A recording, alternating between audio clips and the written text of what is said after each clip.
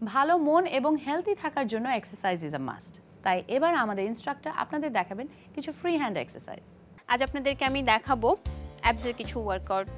So চলুন দেখি ABS workout. আমরা যেটা করব, ফার্স্টে লেগস স্ট্রেইট নিয়ে আসবো এবং বা পা উঠালে বা হাত দিয়েই একটা লেগসের সাপোর্ট নিব। ডান হাতটা চলে যাবে আপনার মাথার পেছনে। এবার আমরা ক্রাঞ্চেস করব আপ এবং ক্রস করার চেষ্টা করব। এই ওয়ার্কআউটটা হলো আপনার অ্যাবসের জন্য এবং আমাদের যে অবলিক মাসেল আছে অবলিক মাসেলের জন্য। এক কথায় বলা যায় আমাদের ফুল অ্যাবসটাই কাজ করে। এটা আমরা 3টা সেট করে করব। এবার লেগ চেঞ্জ করব, ঠিক সেম করে অপোজিট সাইড ক্রস করার চেষ্টা করব।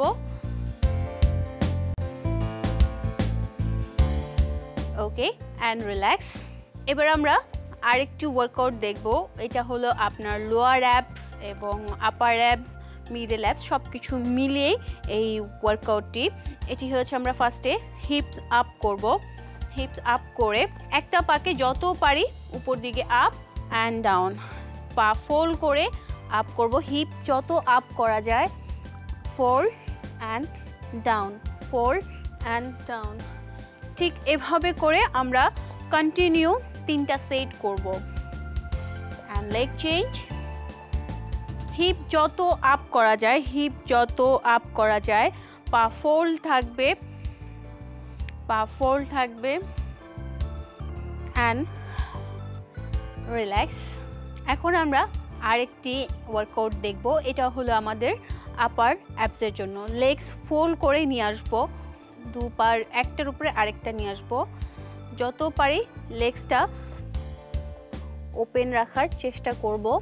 মাথার নিচে হাত থাকবে, জাস্ট স্ট্রেইট করে আপ, লুকস আপ রাখবো, সিলিংয়ের দিকে লুকস রাখবো। একটা জিনিস সবসময় খেয়াল রাখবো, আমরা যখন অ্যাপস করতে যাই আমরা বেশিরভাগ মানুষই শোল্ডারটাকে ঘাড়টাকে ফোল্ড করে দেই। ঘাড় ফোল্ড করার কারণেই আমাদের ঘাড়ে ব্যথা হয়, এর জন্য আমরা অ্যাবস ওয়ার্কআউট ঠিক মতো করতে পারি না।